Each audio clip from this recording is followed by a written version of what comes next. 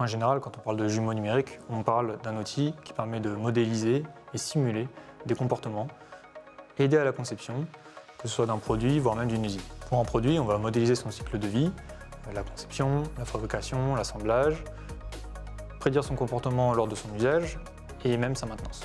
Au niveau d'une usine, on va réfléchir au positionnement des lignes de fabrication, des machines, afin d'optimiser les flux de production et logistique, voire même valider le comportement des robots collaboratifs. Chez Ozio, ce n'est pas une simulation que nous proposons, c'est une modélisation en temps réel de l'état actuel des assets dans l'usine. Nous modélisons sur la plateforme les encours de production, les outils, les contenants et même l'usine en elle-même. Le jumeau numérique que nous développons permet d'accéder facilement à l'information, à sa traçabilité et permet la collaboration.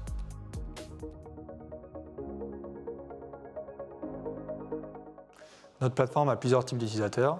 On va d'abord s'adresser aux opérateurs et aux managers sur le terrain, dans l'usine et dans différents secteurs d'activité.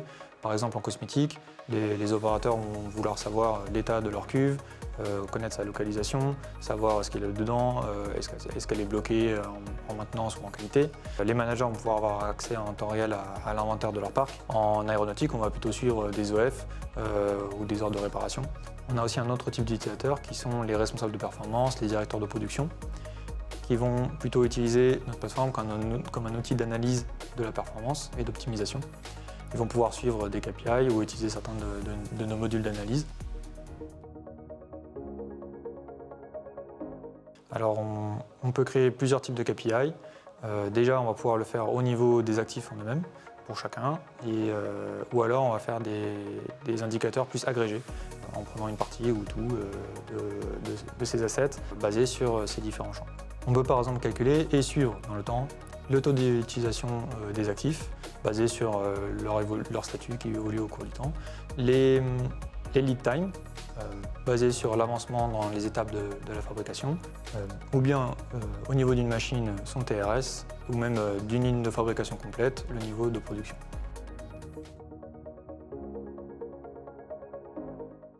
Alors, les données pour alimenter le jumeau numérique sont issues de plusieurs sources.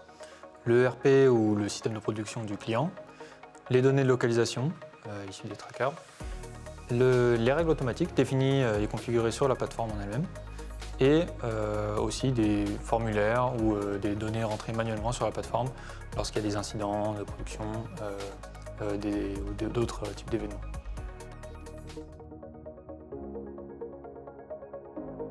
Pour réaliser un jumeau numérique et déployer la plateforme chez le client, on va réaliser un cahier des charges avec celui-ci qui va définir le besoin et ce qu'on va représenter sur la plateforme. Pour les données métiers, on va interconnecter le RP, le MES à notre plateforme et récupérer les données. On peut aussi utiliser des exports pour des valeurs qui ne sont pas présentes dans le RP ou des valeurs variables qui n'évoluent pas beaucoup dans le temps. Potentiellement aussi une infrastructure de localisation pour la localisation indoor. Pour obtenir les positions en temps réel, on va déployer des trackers connectés sur tous les assets du client.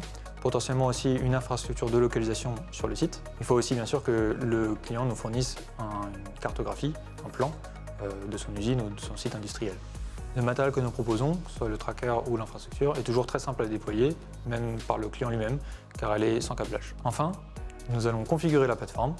Nous allons réaliser une première version de l'interface avec les dashboards, les widgets, et nous allons la faire évoluer avec le client lors des workshops et ateliers de déploiement et formation des utilisateurs. Parfois, cette donnée existe déjà dans le SI du client, mais n'est pas forcément facilement accessible. Les opérateurs ne sont pas forcément formés à faire des requêtes SAP ou n'ont pas le temps d'aller à l'ordinateur pour aller consulter cette information. Nous leur donnons donc facilement accès à cette donnée sur leur téléphone, leur ordinateur, et la complétons avec la donnée de localisation pour leur éviter du temps de recherche, en moyenne 30 minutes par opérateur. Pour les managers, ils auront accès en temps réel à l'inventaire de la production et aux indicateurs de performance déployés sans effort.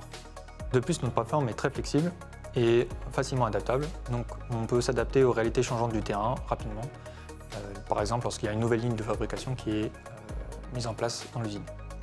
Ce que nous proposons, c'est un outil de pilotage automatisé qui supprime les routines chronophages et améliore la qualité de travail des experts de la production, managers et opérateurs sur le terrain.